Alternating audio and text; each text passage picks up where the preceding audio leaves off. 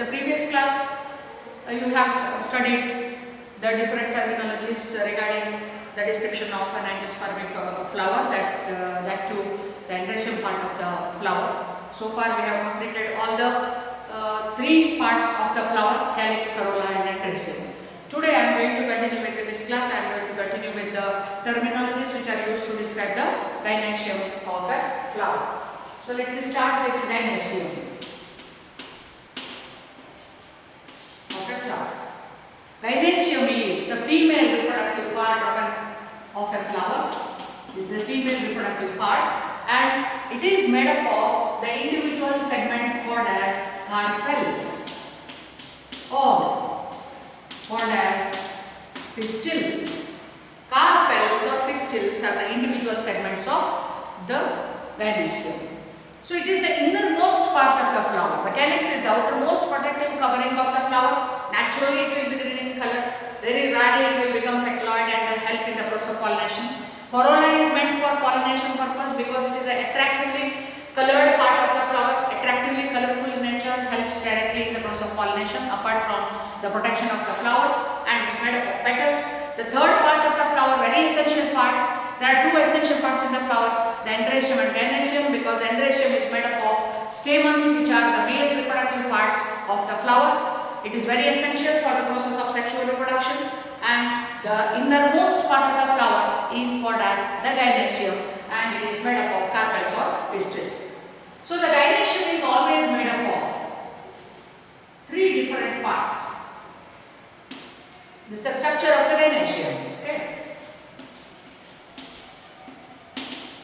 The gynoecium is consisting of basal swollen part called as ovary, short or long tubular part called as style, and the topmost part, or it may be capitate like, or it varies from one flower to other flower. It may be branched also. It may not be so simple, and this part is called as the stigma. So these are all these three parts together constitute the gynoecium. And the carpel is not externally visible here. What is a carpel? You cannot make out unless you take a section of the ovary. The ovary is the actual functional part of the gynoecium, where if you take a section, you will find the actual female reproductive parts of the flower. They are called as ovules. Ovules are the female reproductive parts of the plant. Okay, angiospermic plants as well as the gymnosperms. And ovules are found inside the ovary, and that is why the ovary is the main part of the gynoecium, and on fertilization or after the process of fertilization, the entire ovary will be converted into a fruit. It's a result of fertilization. The fruit is defined as a ripened ovary, or it is defined as a fertilized ovary, because on fertilization process the entire ovary is going to get converted into a fruit, and the ovules what you find inside the ovary, the ovules are going to get converted into the seeds. Okay, what are seeds? What is the definition for a seed? The seed is the fertilized ovule, or seeds are the future plants, because they are going to germinate and they are going to be capable of producing a new plant. That is why the seeds are, the result seeds are formed due to the process of fertilization, and the ovary is converted into a fruit.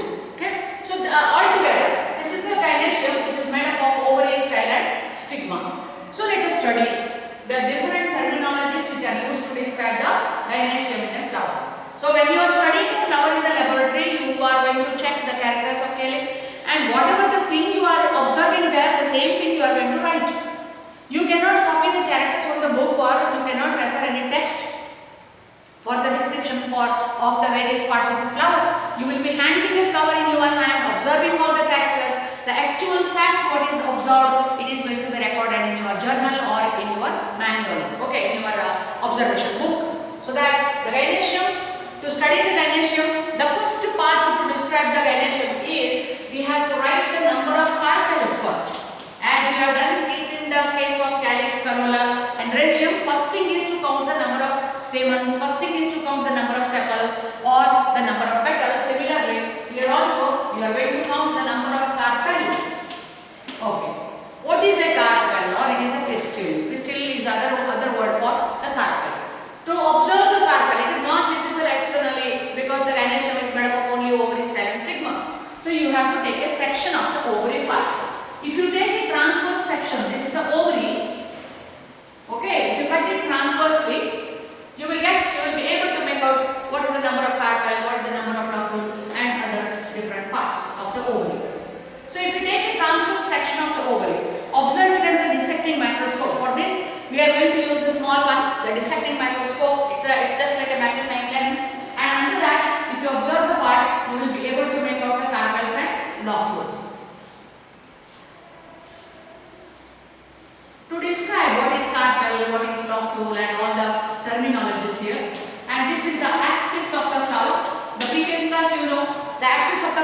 called as the thalamus. It is the compulsory axis, it gives strength to the flower. It is an axis. So axis will be in the center, and if it is a hibiscus or lily flower, or this is a transverse section of the hibiscus ovary. Around this axis there will be a tissue. I label all the parts of the ovary, and these are the ovules. This is the transverse section of the ovary. Okay, TS of ovary. All of you can get hibiscus flower in your home. Take a blade, open the flower, cut the ovary transversely. Observe with your naked eye, because it is sufficiently big flower. The ovary is sufficiently big. You can count, you can make out all the different parts of the ovary if you take a section and observe it directly. Do not observe the section under the microscope or the dissecting microscope, because hibiscus flower is sufficiently big. So that to label all the parts of the ovary here, this is the ovary wall. This is the septa, or it is the partition wall. It is going to break the ovary into several segments. Chamber of the ovary is called as a locule. These are the functional parts called as ovules. Ovules remain attached to a special tissue that is called as placenta. Okay? The ovary is protected by an ovary wall. The center there is an axis. Around the axis there is a tissue to which the ovules are attached, is called as placenta. And ovules are the actual functional parts of the ovary, and there are partition walls. And it is not, I have drawn 5 segments there, 5 chambers there. Not compulsory that all the chambers must be 5 only in all the flowers. The number of chambers are going to change from one flower to the other flower. Okay. So now, in this case, you can make out the carpel now. Let us take out one carpel.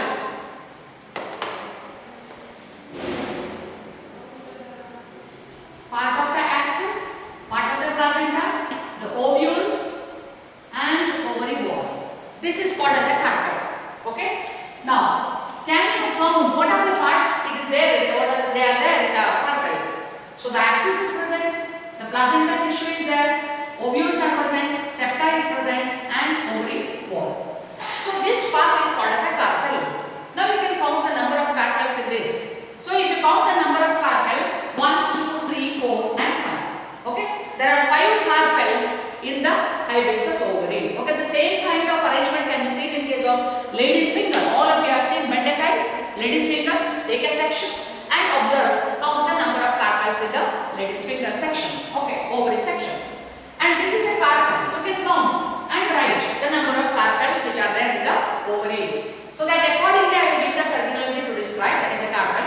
Then what is a locule? Then comes the word. Next part of study is a locule. You have to count the number of locules there. The locules are the empty chambers. This is the cavity. This chamber is called as locule. And many a time in this section, if you count the number of locules, they are also 5 in number. 1, 2, 3, 4, and 5. There are 5 carpels and 5 locules in lady's finger as well as in case of hibiscus flower. But it is not compulsory that the number of locules must be equivalent to the number of carpels. There may be variation in the number of carpels and number of locules. So for example, in case of cucumber, if you cut the transverse section of cucumber, you will find the transverse section. Everybody cuts the cucumber transversely, usually cut into this. And if you cut the cucumber section, take a section of the ovary, you will find that these are the 3 carpels here. This is 1, 2, and 3. There are 3 carpels. But what is the exact number of chambers in the cucumber fruit? There is only 1 chamber.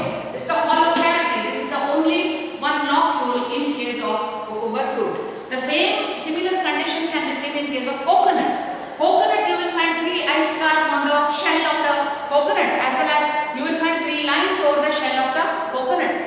The lines on the shell as well as eye scars on the shell represents there were 3 carpels in the fruit. But out of 3 existing carpels, only 1 carpel is going to develop into, it will reach the final stage, so that it becomes a monocarpellary. Okay, actually it is tricarpellary, but only 1 carpel is going to develop because the 2 of the carpels are aborted during the development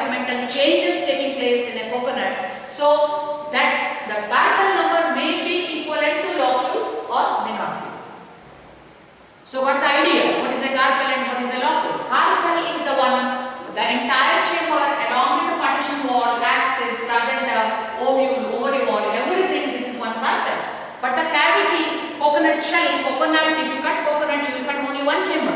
Cucumber, only one chamber. Papaya, only one chamber. So that this chamber is called as a locule. Okay? You are going to count the number of locules and number of carpels. And based on the number of locules and carpels, you are going to explain the ovary. Okay? The terminology. Number of carpels and the term. Okay? If there is only one carpel, it is described as monocarpellary. 2. Accordingly, not di, it is bicarpellary. 3. Tricarpellary. 4. Tetracarpellary. 5. Pentacarpellary. Okay? So if it is 1, 2, 3, 4, 5, you can write accordingly, you can write the words mono, bi, tri, tetra and penta. Suppose if it is more than 5, there are many number of chambers. For example, the lady's finger we get in the market, the big ones, the light green colored lady's finger, we will get 10 number of chambers there, 10 number of carpels can be seen there. And if it is more than 5, it is to be described as multicarpellary. Okay, if you find more than 5 carpels, 5 number, in that case it is to be described as multicarpellary. Okay, monocarpellary having only one carpel. Bicarpellary, one carpellary is found in case of beans. Bicarpellary having 2 carpels is found in case of mustard. Tricarpellary is found in case of cucumber. Tetracarpellary is found in case of datura. Pentacarpellary is found in case of hibiscus. And multicarpellary is found in case of lady's finger. Okay, lady's finger is an example for multicarpellary.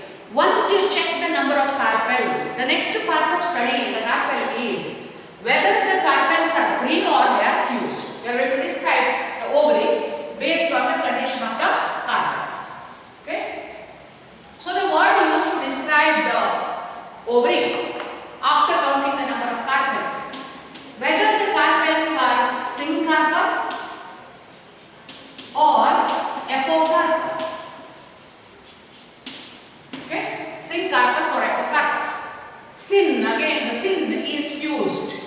If the carpels are fused, then the ovary must be described as syncarpus type of ovary.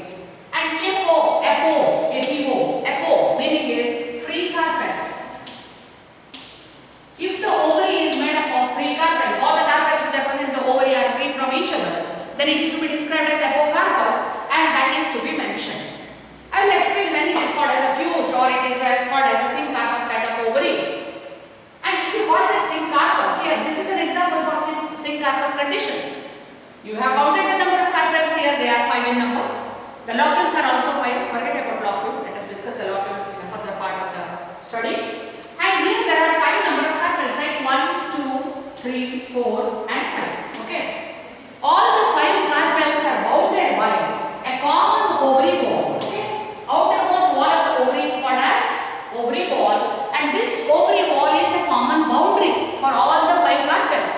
Means all the 5 carpels are in fused condition, attached with one another, enveloped by a common boundary that is called as ovary wall. In that case, ovary must be described as syncarpus in nature. Most of these hibiscus family members are example for syncarpus condition. If you go through the section of lemon and species, citrus species, they are all characterized by syncarpus condition. That is the syncarpus condition. When the question arises whether it is syncarpus or apocarpus, if the ovary is made up of 2 and more carpels, then you have to check whether they are in fused condition or they are free from each other. If it is having only one carpel, no such kind of problem is going to arise. Okay, you have to write it as monocarpellary, that's it. Then the next word to describe the ovary is the number of locules. Okay, number of locules are to be counted. When you count the number of locules here, again this is a section, the same diagram I will explain. The chamber of the ovary is called as a locule. You can count the number of chambers there and mention use the word to describe the ovary.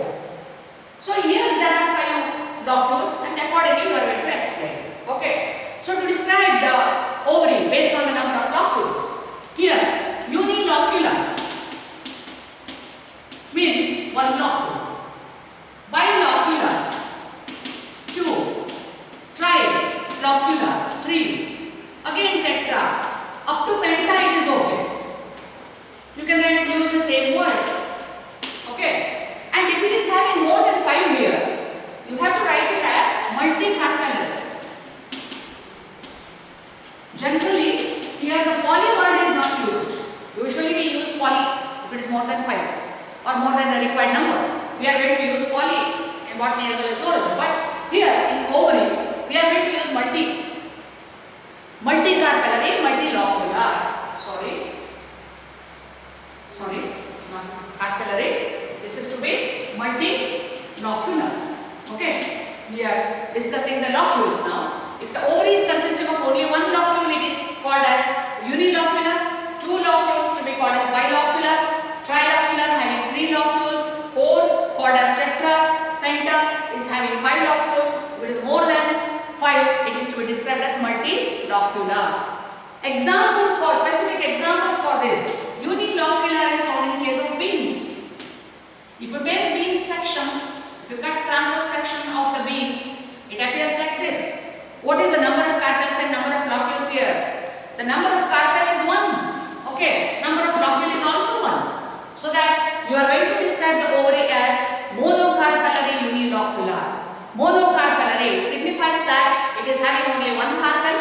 Unilocular, it is having only 1 locule. No question of syncarpus or apocarpus condition here because it is made up of only 1 carpel and 1 locule. Bicarpellary, bilocular. This is bilocular. Here, this can be seen in case of vinca. It's an example. Vinca rosea is an example for bicarpellary. Tricarpellary found in case of cucumber. Coconut is also example for tricarpellary. Tetracarpellary can be seen in case of, it becomes tetracarpellary, tetralocular in case of Naturagium. Pentacarpellary, lady's finger and local lady's finger, and if it is more than 5, it is to be called as multicarpellary. That is found in case of the cultivated hybrid variety of lady's finger. It will have more than 5 locules there, and accordingly it is to be called as multilocular. Okay. So the number of carpels you are going to write, then the number of locules. See that whether the carpels are free or fused. If they are fused, it is to be described as syncarpus, and if the carpels are free, then it is to be described as apocarpus. Apocarpus means free carpels. So I draw a diagram which shows the apocarpus nature of the ovary.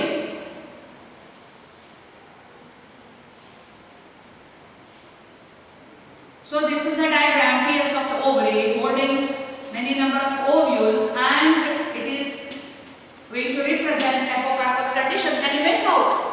Because there is no common boundary here. The 2 carpels are entirely different from each other. They are very much separate from each other. You will find a gap between 2 carpels here.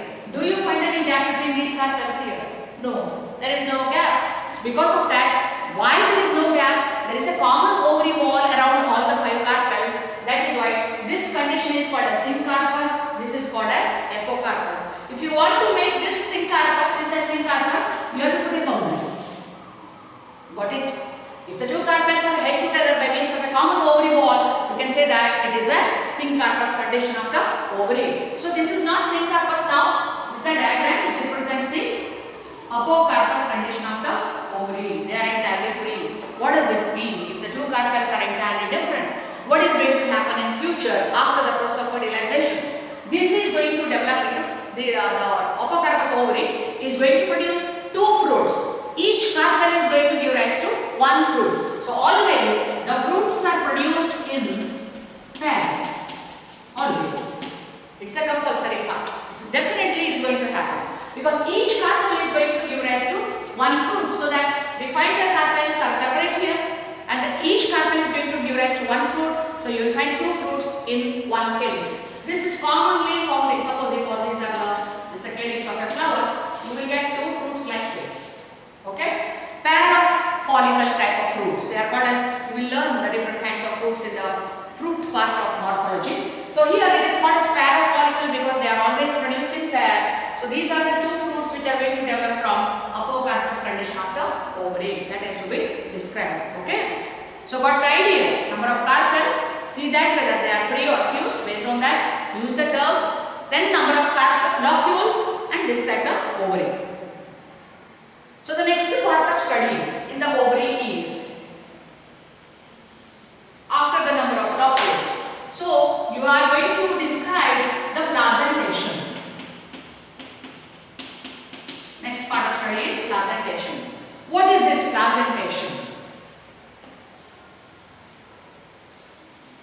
Placentation is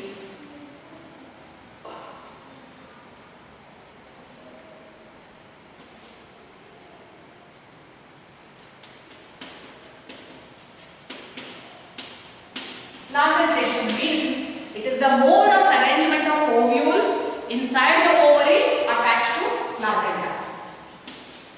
Mode of arrangement of ovules inside the ovary.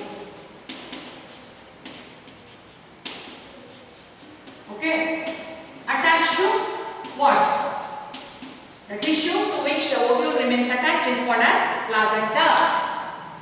That is why the word that is called as the mode of arrangement is called as placentation. The ovules remain attached to the tissue that is called as placenta, and the mode of arrangement of ovules in the ovary attached to placenta is called as placentation. So based on this placentation there are different types. The first type of placentation is called as exile. Second, marginal. Parietal. Basal. Pendulous. Free central. There are 6 different types of orientation of ovules within the ovary. The different examples, and you can see the condition in many kinds of flowers. There are 6 different kinds. The first type is exile. Here, the ovules are scattered around the axis. Okay?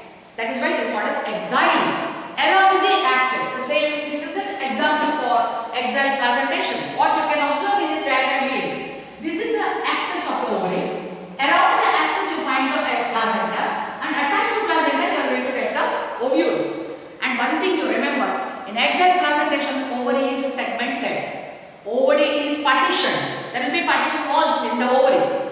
If there is no partition wall, that is called by different type of placentation. There is a different term for that kind of placentation. So this is the exact example for the exile placentation. The ovules are scattered around the axis, and apart from that, whatever may be the number of carpels or number of locules, it may be 2, it may be 3, or if it is 2, you are going to draw the diagram like this. If it is 2 carpellary, bicarpellary, syncarpous ovary, you will get the diagram like this. Transverse section appears like this. You have 2 carpels with exile placentation. Around the axis, the ovules are scattered, but the number of carpels are different here. They are only 2 in number. If they are raised around the carpels with partition wall, then it is to be called as exile. So no need to give the example now. It is lady's finger is example for lady's finger, or hibiscus is example for, even cotton is example for, lemon is also example for the placentation that is called as exile. Right? Now the marginal placentation. Marginal. The name itself gives the meaning. The ovules are attached to along the margin of the ovary. Ovules are arranged along the margin of the ovary. If you take the transverse section of the ovary, again, beans family members are example for the marginal placentation. All beans, all varieties of alsande, beans, all kind of these aurate, they are all example for the marginal placentation, where the ovules are attached to one margin of the ovary. And if you can easily observe in case of the LS of the ovary, if you open the pea, sweet pea, what comes in the market, open the pod, you will get the arrangement like this. Why this is so? They are scattered along the margin of the ovary, only on one margin of the ovary, then it is called as the marginal placentation.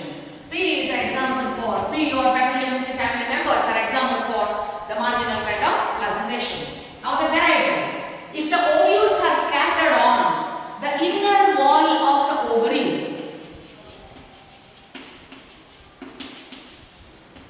if it is scattered on the inner wall of the ovary, it is to be called as the parietal placentation.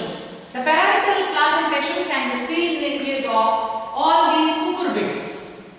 All cucurbits are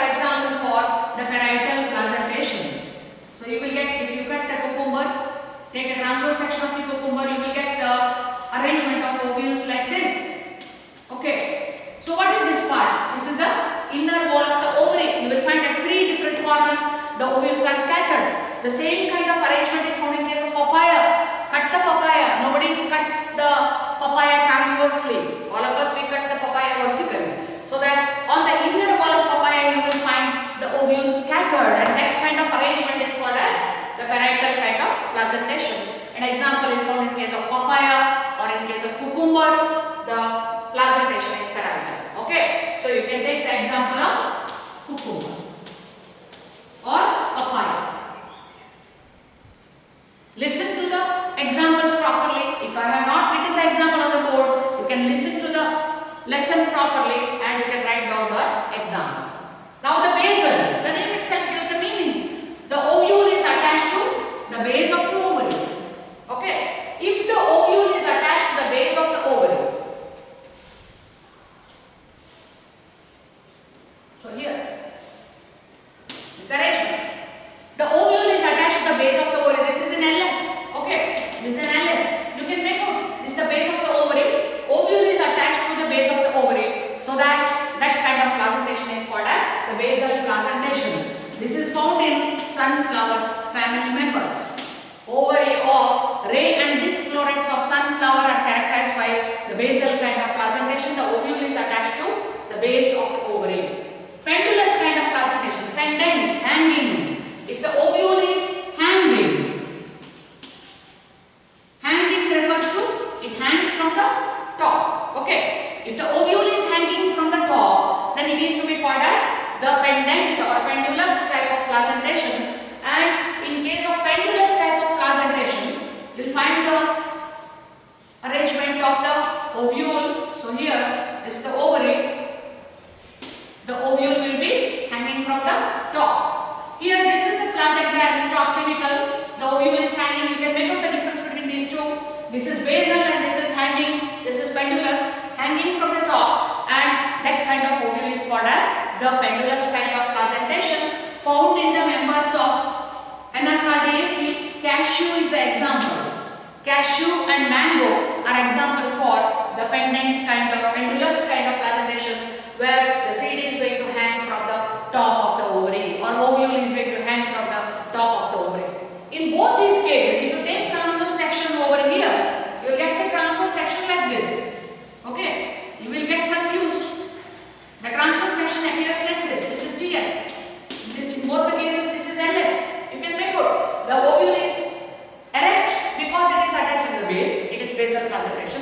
Ovule is pendant because it is attached to the top and it is facing downwards. And if you take transverse section of both the type of ovary, you will get the TS like this. By the TS you cannot judge whether it is pendant or it is basal. Only in LS you can judge. You can come to the confirmation that the ovules are arranged on the basal placentation or it is arranged on the pendulous placentation. Then the last type of placentation is called as free central. Again, this is similar to the axial placentation here. The free central, again the ovules are arranged around the axis. Okay, they are arranged scattered around the axis. Same, almost the same to the axial placentation, but there is one difference here. No partition walls will be there. Write all the things, all the extra parts which are not required here. Okay, now this is called as free central placentation, where the ovule, this is the axis of the ovary, around the axis is the placenta, and ovules are scattered around the axis. What is the difference between axial and free central now? Free central is without partition wall, whereas axial is with partition. That is the only difference. Otherwise, almost arrangement is same. And this free central placentation can be seen in case of passion flower. The plant is called as passion flower. It is passiflora. Passifloraceae family member. Passion flower is an example for gadiyaru. In Kannada it is called as gadiyaru because the stigma appears like the pointers of a clock, and that is why it is called as gadiyaru. The passion flower is an example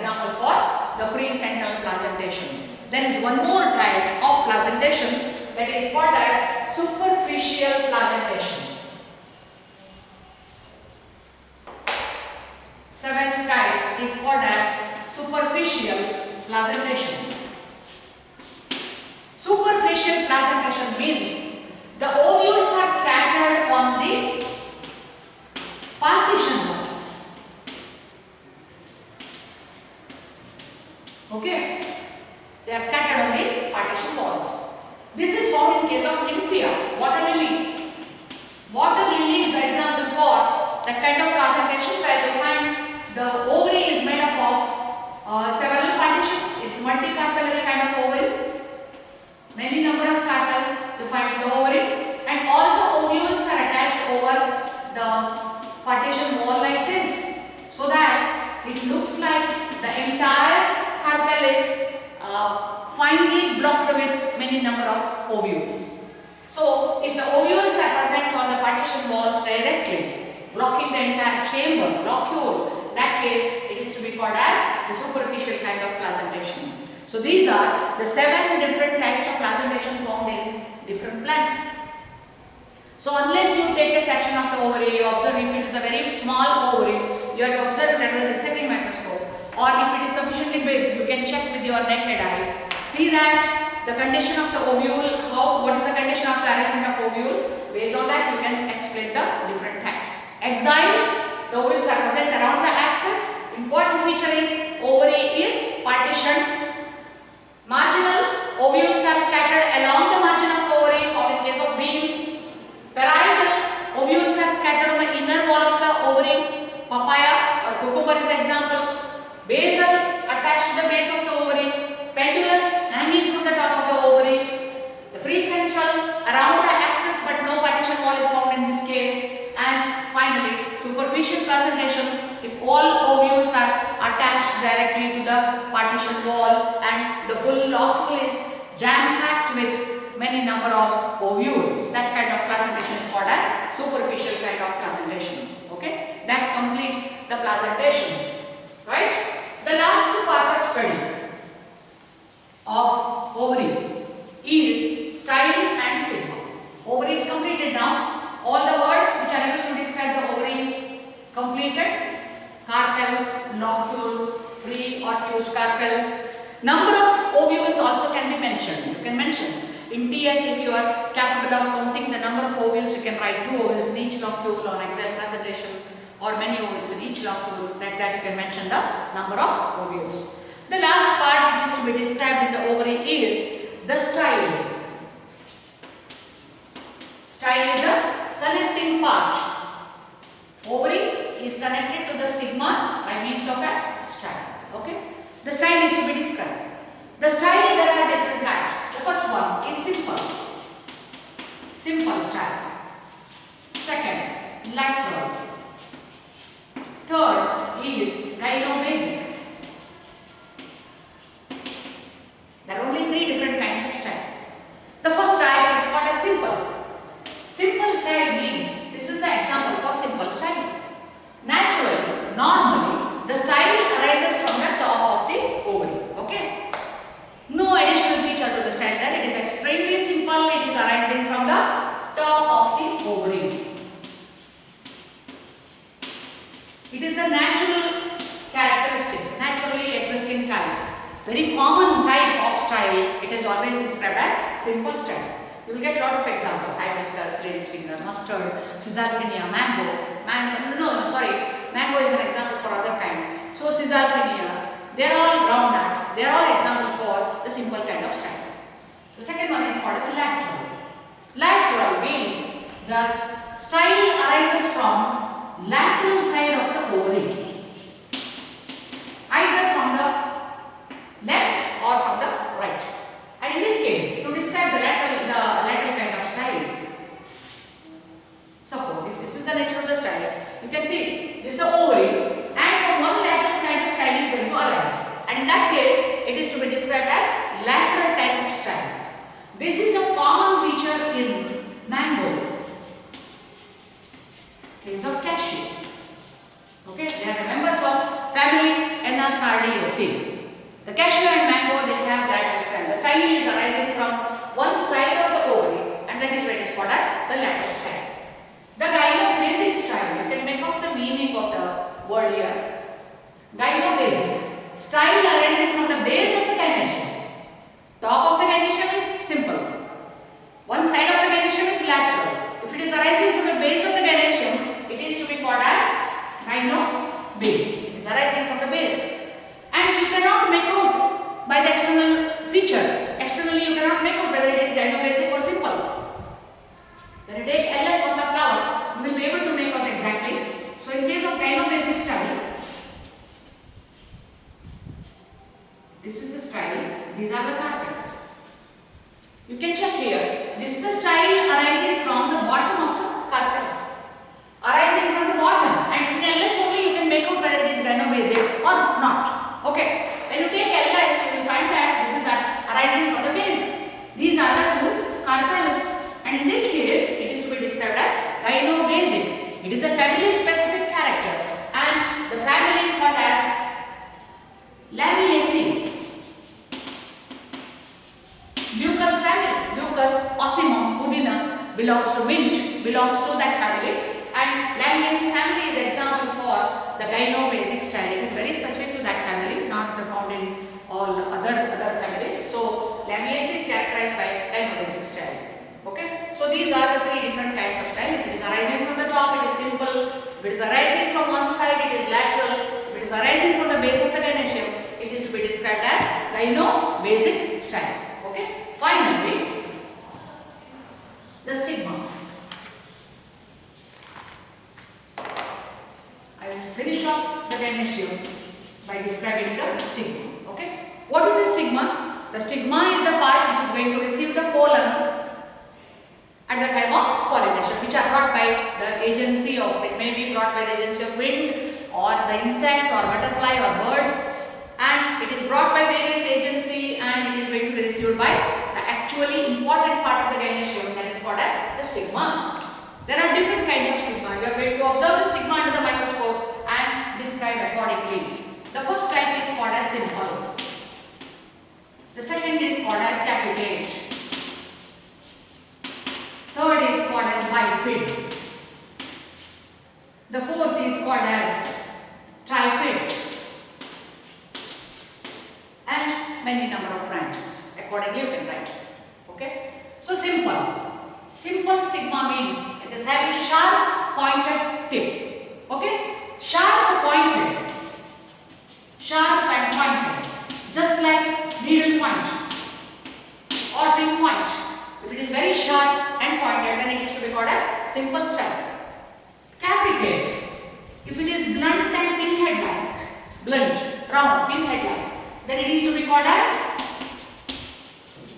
capitate type of stigma. Okay. If it is two forked into two branches like this, it is to be naturally it is to be called as bifid stigma.